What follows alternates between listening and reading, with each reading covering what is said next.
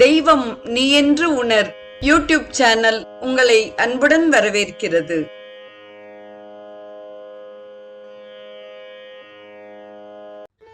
அன்பு உள்ளங்கள் அனைவருக்கும் ஒளிமயமான உற்சாகமான காலை வணக்கம்.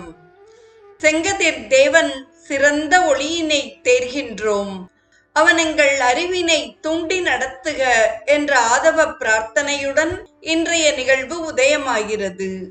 இன்றைய ஸ்ரீ சௌரம் நிகழ்வில் சஞ்சீவி கொணர்ந்த சிரஞ்சீவி ஆஞ்சநேயர் இரண்டாம் பகுதி குறித்து நாம் சிந்திக்க இருக்கிறோம். ஆசிரமத்திற்கு சற்று தூரத்தில் இருந்த தடாகத்திற்கு சென்றார் ஆஞ்சநேயர். நீராடுவதற்காக நீரிலே இறங்கிய ஆஞ்சநேயரை அத்தடாகத்தில் இருந்த முதலை ஒன்று விழுங்கியது. ஆஞ்சநேயரோ தம்முடைய உடலை மளமளவென்று பெரிதாக்கினார். அதன் காரணமாக முதலை இரண்டாக பிளந்து விழ மாருதி ஓர் அபாயமும் இன்றி வெளிப்பட்டார். அப்போது முதலையின் பிளக்கப்பட்ட உடலில் இருந்து திவ்ய தேஜஸுடன் அப்சரஸ் பெண் ஒருத்தி தோன்றி ஆஞ்சநேயரை வணங்கினாள். வாயுபுத்திரா, உன்னை வணங்குகிறேன். நான் மாலினி என்னும் பெயரை உடைய அப்சரஸ் மங்கை.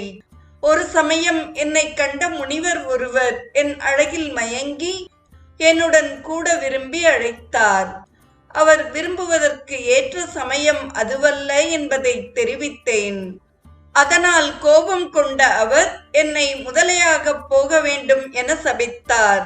நான் அவரிடமே சாப விமோச்சனம் கேட்டேன். ஸ்ரீராம காரியத்துக்காக தாங்கள் இங்கு வருவீர்கள் என்றும் தங்கள் ஸ்பரிசத்தால் என் சாபம் நீங்குமென்றும் தெரிவித்தார். அது முதல் தங்கள் வருகையை எதிர்பார்த்து இத்தடாகத்தில் காத்திருந்தேன். மகானுபாவா, தங்கள் தேக ஸ்பரிசத்தால் என் சாபம் நீங்க பெற்று அப்சரஸ் ரூபத்தை அடைந்தேன். இதோ பக்கத்திலே ஆசிரமம் அமைத்து கொண்டிருக்கும் முனிவர் உண்மையில் முனிவர் அல்ல, ராவணனுடைய நண்பனான காலநேமி என்னும் அரக்கனே இவ்வாறு பொய்வேடம் தாங்கி உங்கள் காரியத்தை கெடுக்கும் எண்ணத்துடன் காத்திருக்கிறான். இவனிடம் மிகுந்த எச்சரிக்கையுடன் நடந்து கொள்ளுங்கள் என்று கூறிய மாலினி அனுமானிடம் விடை பெற்று தன் இருப்பிடம் சென்றாள். பின்னர் மாருதி நீராடி களைப்பு நீங்க பெற்றவராய் ஆசிரமத்தில் நுழைந்தார். அவரை கண்டதும் காலநேமி மகிழ்ச்சியுடன் அப்பனே வந்தாயா என்று கூப்பிட்டான். சுவாமி, தங்கள் கருணையே கருணை. என் மீது தங்களுக்கு உள்ள கிருப்பையே என் காரியத்தை வெற்றியுடன் முடித்து தரப்போகிறது. தங்களிடம் உபதேசம் பெறும் முன்பே குருவுக்கான காணிக்கையை சமர்ப்பிக்கிறேன், பெற்றுக்கொள்ளுங்கள் என்று சொன்னவாறு பாய்ந்து முஷ்டியால் ஓங்கி காலநேமியின் மார்பிலே குத்தினார். காலநேமி ரத்தம் கக்கியபடி பயங்கரமாக அலறிக்கொண்டு தரையில் விழுந்து பிணமானான். ஸ்ரீராமனை தியானித்தவாறு புறப்பட்ட மாருதி மேருமலையை அடைந்தார். ஜாம்பவான் கூறிய அடையாளங்களை கண்டு சஞ்சீவி பர்வதத்தில் மூலிகைகளை தேடினார். தெய்வீக சக்தி வாய்ந்த அந்த பர்வதத்தில் இருந்த மூலிகைகள் அனைத்தும் ஒரே மாதிரியாக காந்தியுடன் விளங்கின. அவரால் வித்தியாசம் காண முடியவில்லை.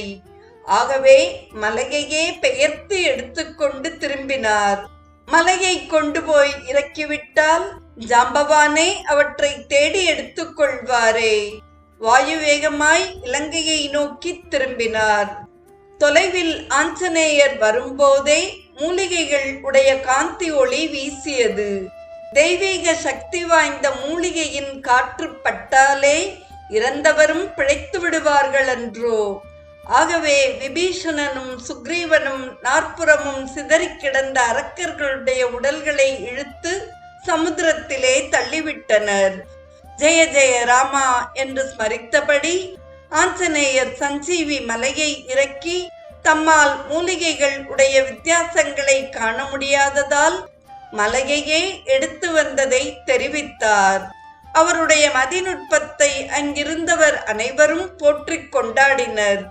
ஜாம்பவான் மூலிகைகளை தேடி எடுக்க வேண்டிய அவசியமில்லாது அதன் காற்று பட்டதுமே தூக்கத்திலிருந்து எழுபவன் போல் லக்ஷ்மணன் எழுந்தான். அரக்கர்களால் கொல்லப்பட்டு கிடந்த வானர வீரர்களும் உறக்கத்திலிருந்து எழுவது போல் எழுந்து அரக்கர்களை தேடினர். கொண்டு வந்த காரியம் முடிந்ததும் ஆஞ்சநேயர் சஞ்சீவி மலையை திரும்பவும் எடுத்துச் சென்று மேரு பர்வதத்தில் வைத்துவிட்டு வந்தார். மீண்டும் யுத்தம் தொடங்கியது. அரக்க வீரர்களை வானர வீரர்கள் கொன்று குவித்தனர். லக்ஷ்மணன் எழுந்துவிட்டான் என்பதை அறிந்ததும் ராவணனுக்கு திக்கென்றது. தூங்கிக் கொண்டிருந்த கும்பகர்ணனை எழுப்பி வரச் செய்து யுத்த களத்துக்கு செல்லுமாறு சொன்னான். ராவணா, நம் பக்கம் அழிவு மகத்தானதாக ஏற்பட்டிருப்பதை அறிந்தேன். இன்னும் தகராறு ஏன்?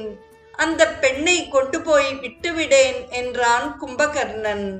அடுத்தடுத்து தோல்வியும் வீரர்களுடைய அழிவும் ஏற்பட்டு வருவதால் ஆத்திரத்துடன் குமரிக் கொண்டிருந்த ராவணன், தம்பி, விபீஷணன் போன வழியில் நீயும் போக விரும்புகிறாயா?